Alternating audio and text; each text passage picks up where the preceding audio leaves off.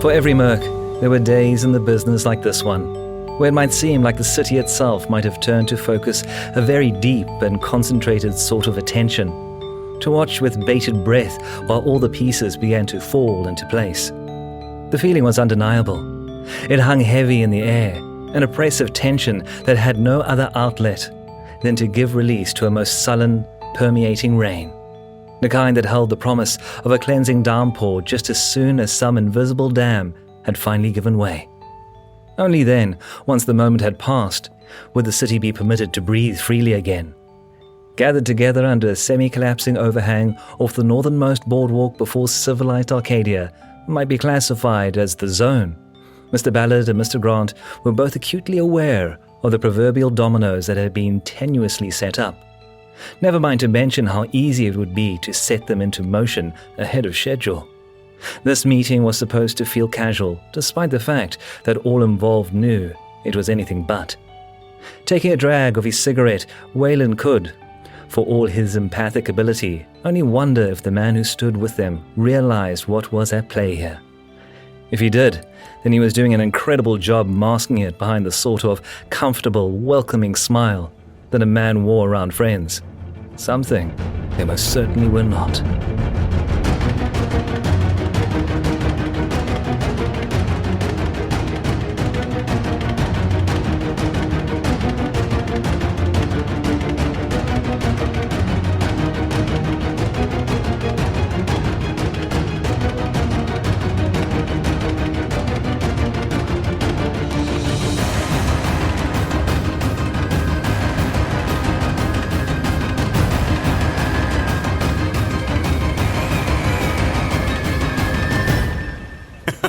That's fair, Nick. More than fair.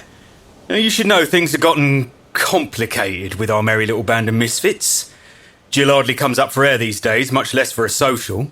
I, on the other hand, will take every opportunity presented to relish the distraction. It's not every day I get the pleasure of catching up with someone from the old country.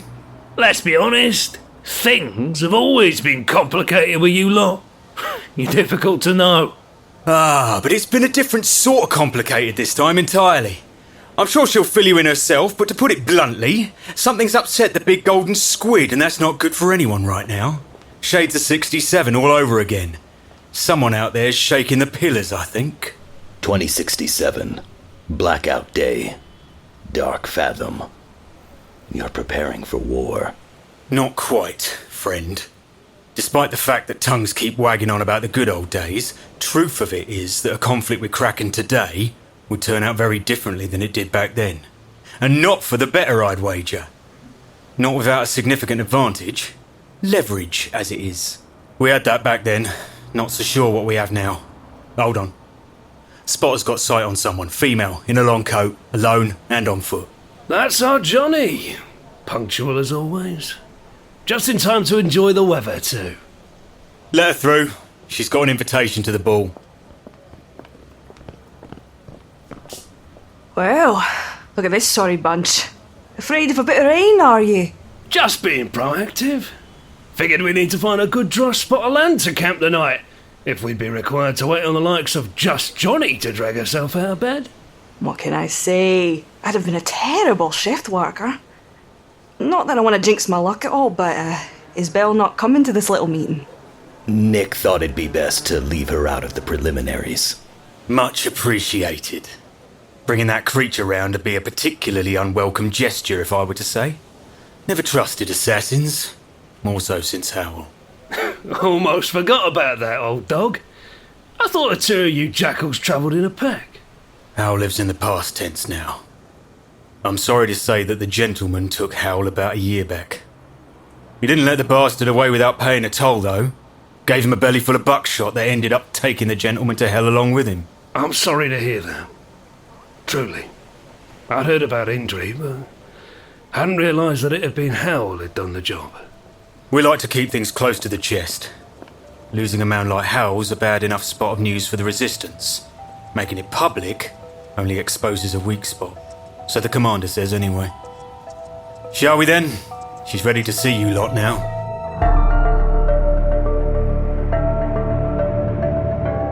Letting his umbrella pop open, Martin Angle stepped out into the rain, quickly followed by his curious new guests.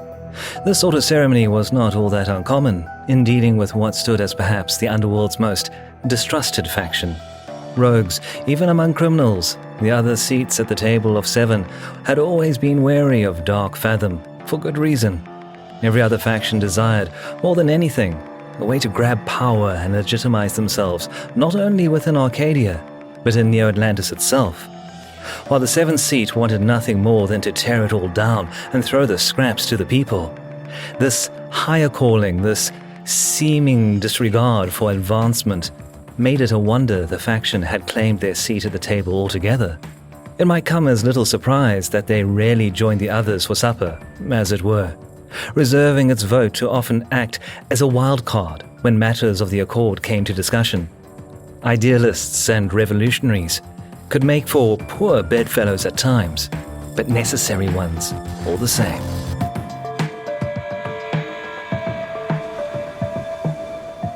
Right this way, straight up the stairs to the rooftop. Can't miss her. She's been waiting. You're not coming with us? Afraid not.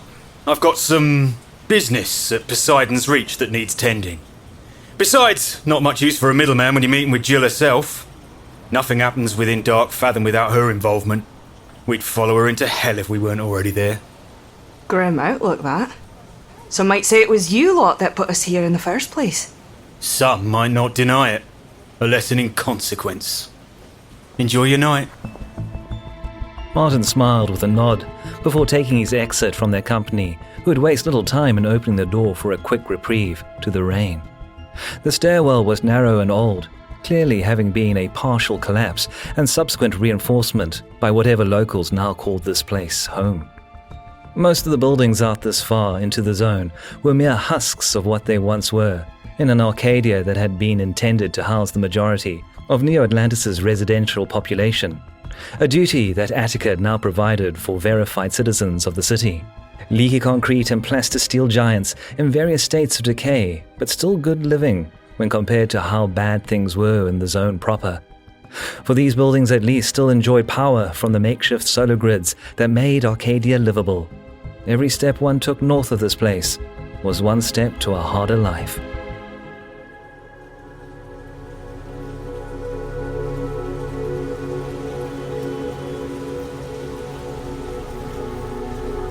If sight itself could paint a portrait, what a work it might create of a scene like this. This was something I could appreciate. The ambience, an environment that had been curated specifically for us, for this meeting. Somber, sullen, we would emerge from the guts of the struggling streets below, grim and reeking of the sea, soaked and dripping from the rain to see her. The matriarch and figurehead of terrorists and freedom fighters both. A large umbrella sheltering her as she sat, dry, in front of a rickety table. A single lamp resting upon its surface, the only light in this darkness. We would need to seek her grace, the shelter provided by Dark Fathom, or stay out in the rain. I watch as my companions are quick to take her welcoming smile and the casual gesture she greets them with, and offer to join her. It is fortunate for me and my reluctance to this courtesy that the Mer are more than comfortable in the rain. My hesitation does not go unnoticed. All right, suit yourself, Waylon. Now, for the rest of you, before we start, I want to be clear about something. I don't fuck around. I have already read comprehensive dossiers on each of you, so you'll excuse me if I forego introductions, or the illusion that I'm surprised at anything you have to say or by the things you're capable of. It's not my intention to offend you, but I have little use for pleasantries and a great respect for preparation. When you're speaking with me, you're speaking with all of Dark Fathom, from the smallest street operator all the way to the voice himself. And we don't have time for games. I'm only here because I believe resolving this situation is of vital importance to the health of the revolution. And leaving you to shoot up the city in search of answers is going to leave me with a pile of dead operatives. So before we begin, guns on the table, folks. No bullshit. Fair enough. I suppose we should just pretend that you don't have a half-dozen snipers out there with us dancing around in their scopes, then? I couldn't honestly care less what you tell yourselves. We're in charge here, and we're not taking any risks. Now, let's talk. All right. The floor's yours, old friend. I'll get straight to the point. Alex Webb. Kraken abducted her over 5 years ago. Sometime after that, she fell into your hands. Instead of doing the right thing, Dark Fathom became her new abductor. Is this accurate? Well, that's a complicated question, Detective Grant. If I were to tell you that you were right and that she was alive and safe, would that suffice? Not fucking likely. Jonny, please. Miss Hart, I'm here to negotiate the safe and peaceful return of Alex Webb, as contracted by Missing Persons Report number 02893. I am authorized to— I'm sorry, Detective, but that won't be happening, so you can stop right there. It's just not possible. Your friend isn't— well, to put it bluntly, Alex isn't Alex anymore. It isn't safe to release her to you, or to anybody for that matter. I am aware that Kraken did things, changed her, somehow. My memory is returning. I remember now. Do you? That's unfortunate. The Yakuza won't be thrilled to know that, I'll bet. They spent quite a bit to provide you that peace of mind. Peace of mind? Is that what you call it? You think that what you've given me is peace of mind? I've been tortured with fragments of her, of the past, of what you've done. If you expect me to— Walk away? I wouldn't just expect it. I'd advise it. You have no idea what you're playing with here. Don't I? I've seen everything. Through the eyes of Lin Feng Mian. It's so hard to keep a good secret these days.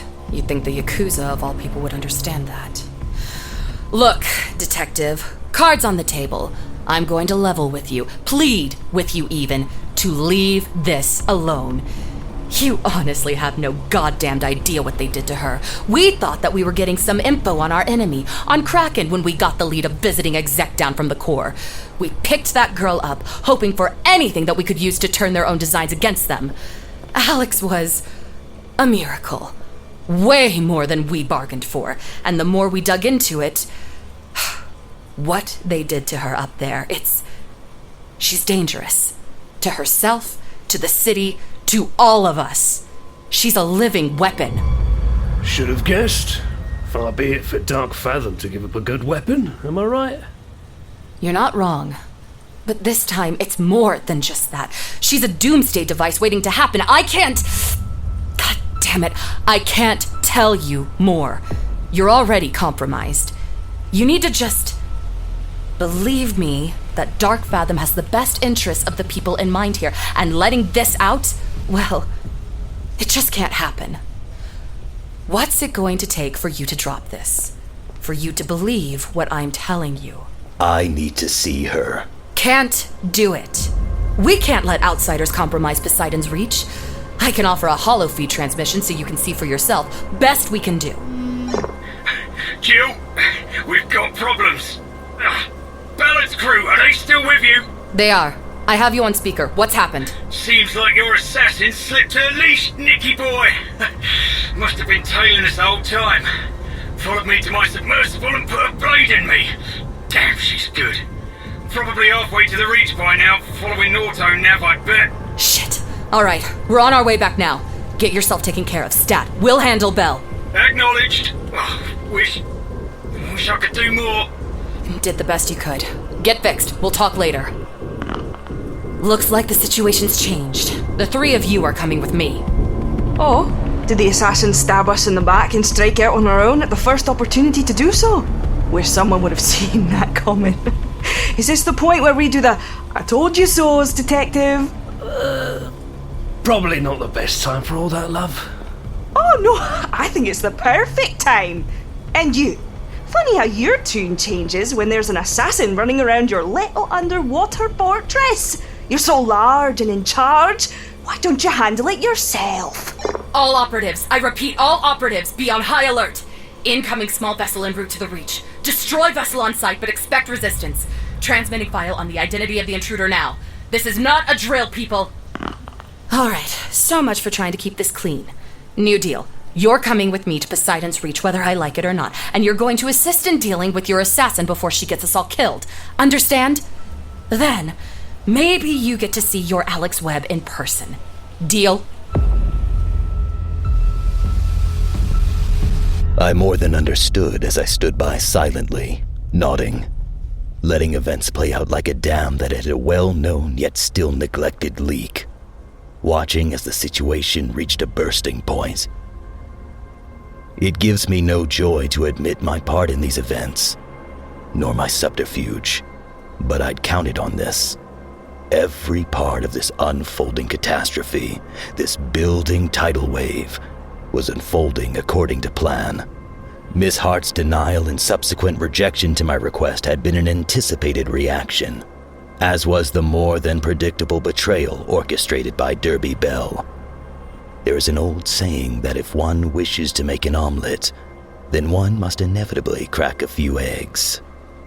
I realize that this is how it happens, how good men go bad. The obsession, the sacrifices, many lives for one somehow more valuable life. The lengths one might go to see a crime like this, something so wrong finally put right, and all the compromises that lead to that justice.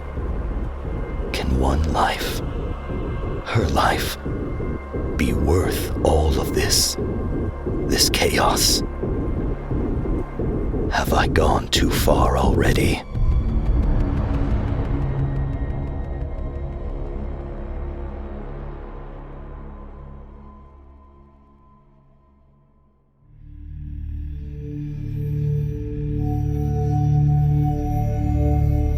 You've been listening to Cybernautica Undertow, brought to you by Red Fathom Entertainment.